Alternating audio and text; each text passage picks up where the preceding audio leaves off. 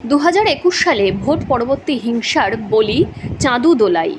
সেই মামলার তদন্তের পূর্ব মেদিনীপুর মারিসদা থানার এলাকার ভাজাচাউলির সিজুয়াতে সিবিআই এই মামলায় একাধিক তৃণমূল নেতার বিরুদ্ধে নাম থাকলেও আজ মূলত দুই তৃণমূল নেতার বাড়িতে সিবিআই হানা দিয়েছে।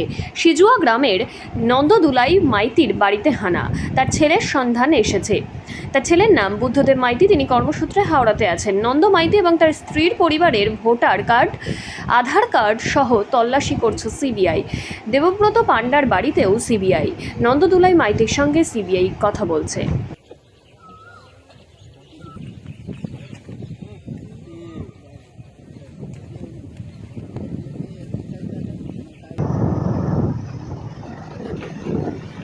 দেখুন তার মানে একটা কনফিউজের মধ্যে আছে, আবার তার কিছু ডিলিট করে ওটা ভালো হবে না।